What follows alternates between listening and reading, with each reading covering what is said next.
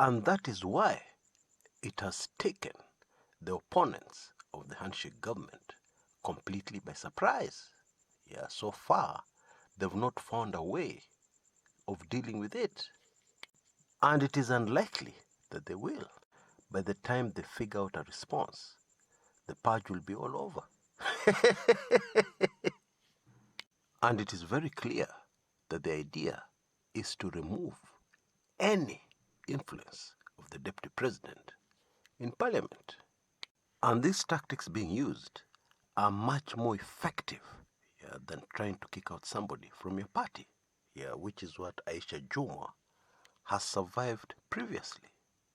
Actually, the Malindi legislator has been under siege for a very long time. And so it is unlikely that she'll be able to have anything much left in her to put up a serious fight against what is being organized against her in parliament. You will remember that there was the case where she stormed a meeting and somebody got killed. Investigations on that are still pending. They have not been concluded. In fact, keen observers of the Kenyan political scene will have noticed that she has been quiet for a long time. She is no longer the very aggressive and noisy supporter of the deputy president people were used to. And of course, when this ODM move is complete, it will send a very clear message to Jubilee legislators in the National Assembly. It seems that the tactical retreat that Kipchumba Murkomen was talking about will have to continue as the handshake government continues to use brute force to get things in order in both the Senate and the National Assembly. And it should also be very clear what the objective here is. It would seem that the handshake government is about to present some very important legislation in parliament. And they don't want any opposition in pushing through the agenda. And indeed that is understandable, because President Uhuru Kenyatta does not have much time left in his term to fulfill promises made to voters. In 2 short years, Kenyans go to the polls, because it will be 2022. And obviously, that is a very short time left for the president to leave behind any semblance of a credible legacy. And so you can understand why the handshake government is in no mood for DP Ruto antics. It should also be noted that top on the list of the legislative agenda is the referendum. The referendum to change the constitution so as to create more posts within the executive.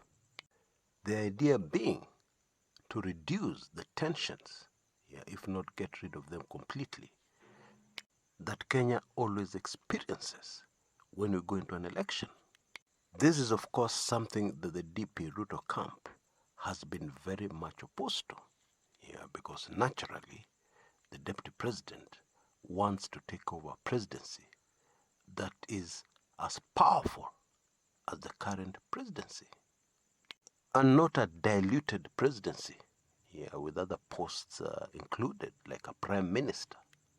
And it is also important to note that the National Assembly is key in these plans. And that is why it should be clear that the whole idea here is to tame the National Assembly into submission, so that everybody is reading from the same script when these key bills are finally tabled. And this is the serious popcorn moment Kenyans should expect. Wachana na Senate. What we are about to witness shortly will be the real deal. Why do I say that? Well, the answer is very simple. we should expect that amongst the legislators, there'll be the stubborn ones, the kichwa ngumu. And the handshake government has already shown us very clearly they're in no mood for kichwa ngumus.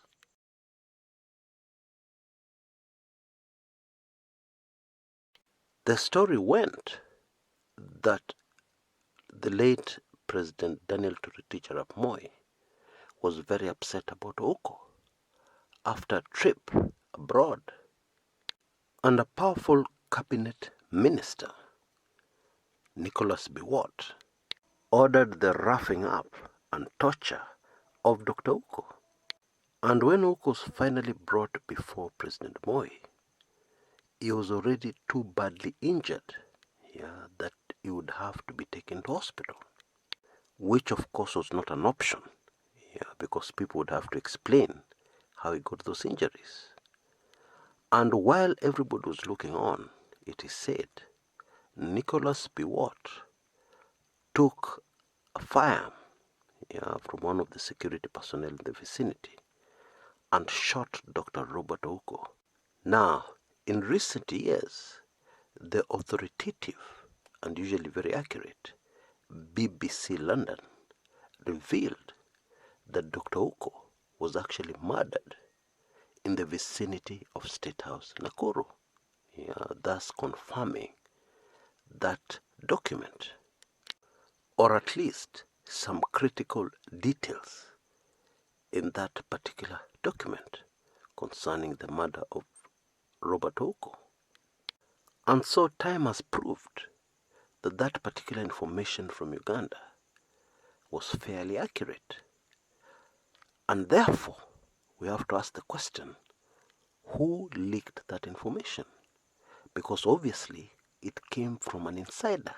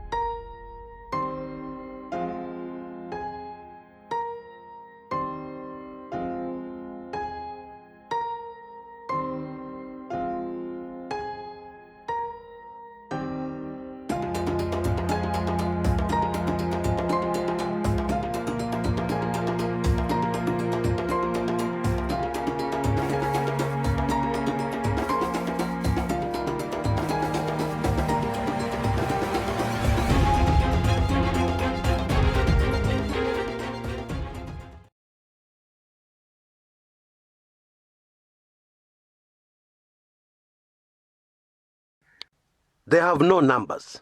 He was referring to the Deputy President William Ruto camp. They have no numbers. The mantra of numbers was a red herring. The vote in the Senate was enough evidence that they will not hold Parliament hostage. Okay. Now let's hear from somebody in the Deputy President's camp, Senator Susan Kihika from Nakuru. She says they were intimidated and harassed into submission. Some of the weaponized institutions, such as EACC and DCI, went after members with threats. Okay? Senator Kihika is talking about what we always refer to on this channel as the waving of files. This is a very, very, very old tactic from the government's bag of tricks. If you don't fall into line, a file containing your sins of omission and commission is waved at you. And you're told the choice is simple. You either play ball or we will do this and that to you. We will activate the contents of this file. Without kizungu mingi, the senator is talking about blackmail. Pure and simple. Now let's also give a hearing to one of the president's staunchest supporters, Wambogo Ngunjiri. He says Ruto has ghost numbers that only appear for noise and propaganda at a fee. But when it comes to hard decisions, they disappear. You know, this is the view of the vast majority of members of this channel. But let's move on. Back to the other side, Ruto's side. Kipchumba Murkomen. This is what he says. Our friends made a tactical retreat and we allowed them. We agreed to lose the battle but win the coming war. Okay? I believe from these four insiders, we get a very clear picture of precisely what happened in the Senate.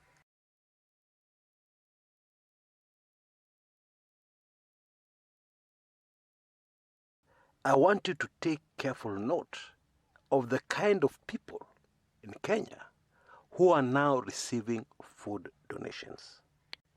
Now, I believe you can see a photograph on your screens right now of some unfortunate members of the public from the Kikuyu area in an ambulance being taken to hospital. Clearly, those are not slum dwellers. They're not Kenyans from slums. They're not less fortunate Kenyans. No. And this is the point that the Kenyan government and many people seem to have completely missed. And it is a very critical point that we have been repeating on this channel over and over again. But people miss it. The people who have been affected by this virus manenos are Kenyans who were previously prosperous. These are Kenyans who were able to put food on the table without any problems. These were hard-working Kenyans, the engine of the Kenyan economy. When the engine of the Kenyan economy can no longer feed itself, fend for itself, and has to go for donations or rely on donations of food to survive, then you must know you're in very serious trouble as a nation.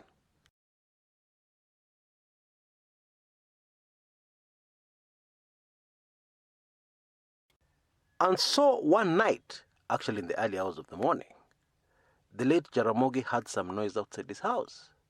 And when he came out, he found a large group of people digging holes in his shamba. And they were planting guns and ammunition. Of course, the idea was to later find them, to later discover them, and then build up a very powerful rhetoric against Jaramogi Oginga Odinga. Something like, you see, this man wanted to overthrow the government. We found guns buried in his backyard, at his farm in Bondo. What were those guns for? Where did they come from? What was his intention? Etc., etc. Now, the way the Jaramogi story goes, he looked at the people planting guns in his backyard and asked them, "What are you doing?" And I imagine there were other witnesses. And so these people took their guns and took off with their tails between their legs. Of course, that plot had failed. But what if Jaramogi had not woken up? What if those evil people had succeeded? Well, the truth is, they succeeded more often in the old days than they failed. During a very hotly contested election in the constituency that used to be called Lurambi in the 70s. The campaign team and supporters of a politician known as Joshua Angatia realized that they were going to lose very badly to a man called Burudi Nabwera. And so what they did is that they took one of their senior campaign people, a very visible and prominent person, and murdered him. Now, if you murder your own campaign manager, which is easier to believe? That your opponent did it, or that you did it yourself for political reasons? Siasa ya kumalizana. The answer is obvious. Everybody will believe that this campaign manager has been bumped off by the opponent. And indeed, Burudi Nabwera never recovered politically from this incident. Every time elections came along, voters would be reminded, this is the man who murdered the campaign manager of his opponents. He was finished politically. There is this very brilliant unsung hero of Kenya, a man called Kimani Wanyoike. He was Secretary General of the Civil Servants Union for very many years. A captivating speaker, a charismatic politician.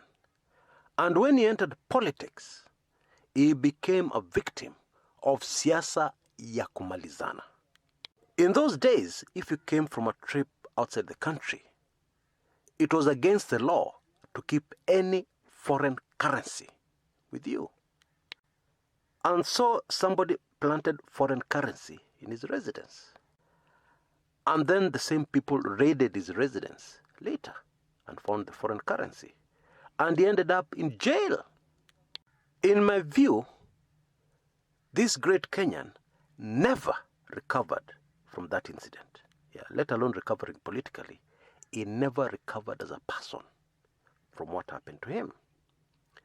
Siasa ya kumalizana. Very effective, very brutal, very ruthless, but very effective.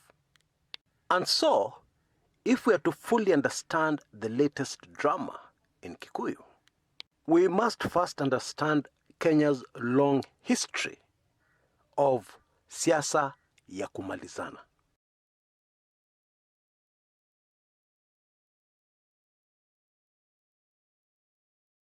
Wewe heshimu William Ruto kama ndugu yako na ukae nyuma yake. Huwezi jua kesho Mungu atakubariki tena hapo mbele.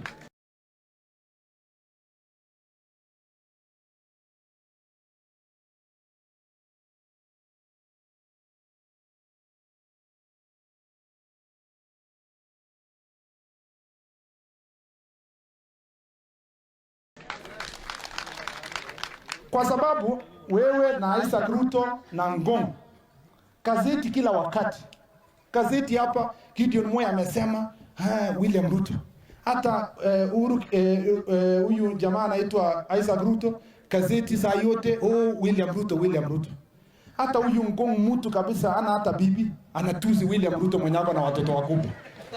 You know, honestly, sisi kama Kalenjin ama jamaa ukweli, kima mzee Aramoi akutuwacha na tabia kama hiyo, sijui tulitoa wapi. Sisi kama ndugu, nataka tuketi pamoja, tupange safari ya kwenda uongozi pamoja. Ndio wewe Gideon Moi 2032 wakati William Ruto atamaliza, mimi na wewe tuongee, tuone nani yako mkubwa kidogo, nani yako na network, tuna support huyo. Murkomen, mitakuwa the same gari na William Ruto.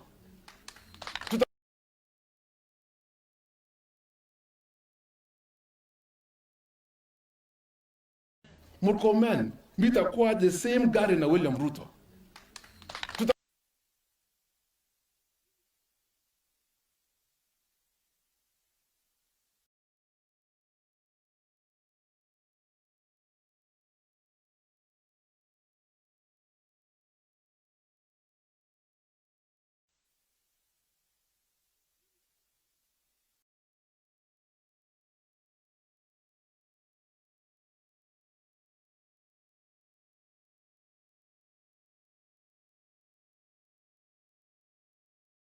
Kenyan middle class is still desperately determined to keep up appearances, to show neighbors that they are surviving better than them. I think a better clue came out in the survey carried out in the Star newspaper, where people were asked if they're up to date with their rent. A staggering 56% were not up to date with their rent. In other words, wajalipa rent. And of course, most landlords don't want to know. And therefore there's intense pressure already from rent manenos, let alone food, which is the immediate emergency. And so it should not surprise anybody that incidences of domestic violence have dramatically increased.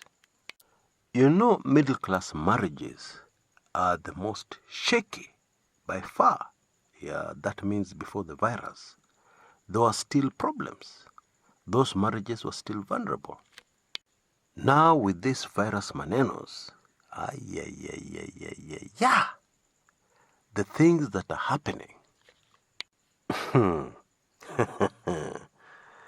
We even have women who are walking away from their marriages.